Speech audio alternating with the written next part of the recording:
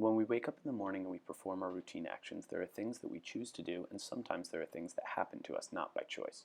When we perform an action by choice, for example, I danced with her because I wanted to, agency is involved and this action is intentional. On the other hand, some things may happen that we are not prepared for, or do we intend on happening. For example, getting the flu does not involve agency and happens by means of causation. Someone acts, one of two things can happen. The result of your action can either be anticipated or undesirable. We are agents only when we act upon the anticipation of the outcome of a particular result. For example, most people would expect the lights to go on when you flip a light switch in a room. Because of this, the action of flipping the switch and the lights going on as expected makes you feel like an agent. On the contrary, if you walked into a room and flipped on a light switch and tomatoes began to fall from the ceiling, you would not feel like an agent because of this unexpected outcome. Actions that produce immediate desirable results express our agency most accurately. For example, you can buy an item at the store because you are aware it has value. Buying this item is an action you choose, therefore you are an agent. In another case, you can go to the store and buy an item that you find on clearance.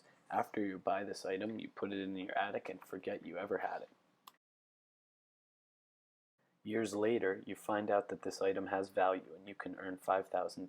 This is a different scenario since you bought the item at first because of its low cost, not because you anticipated that it would gain value in the future. It would be incorrect to associate the outcome of the situation with your original motive of agency because of many other factors could have played a role in the apparent result. As we have already established, our actions must be anticipated for them to be considered acts of an agent. We could say, in other words, that for us to act, we must be acting off preconsidered reasons that we call intentions. Such are desires, wishes, and beliefs, to name a few. The assumption that the action we take will fulfill our intention is proof enough to act.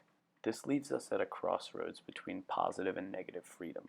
On one side, we have the option to act arbitrarily, and the other, we can fulfill our intentions. The first path is the path of negative freedom, when we fulfill every intention as it comes with no regard for a higher motive behind our actions.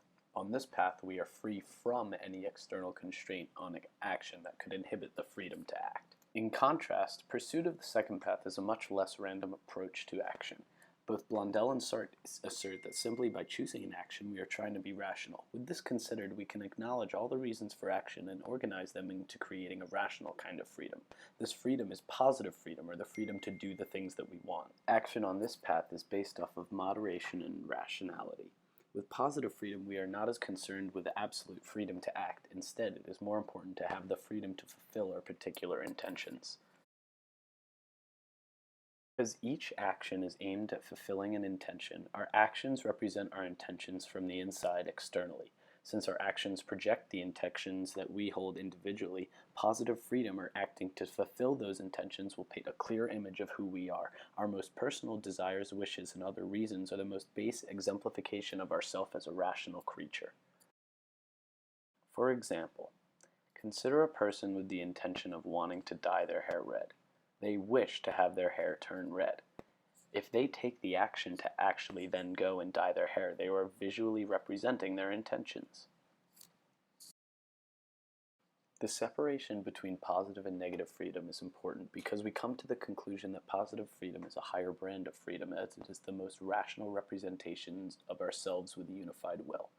With negative freedom, we have divided will whose haphazard nature has no efficiency. Positive freedom's unity in a systematic paradigm of rational intentions is much more effective strategy and therefore the better form of freedom.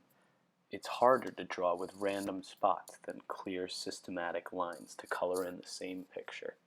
Considering the benefits of positive freedom and the desire to act generates an idea of how we ought to act. The rational concerns entailed by positive freedom are useful as an external image of how our consciousness believes things should be if it had the freedom to do as it liked.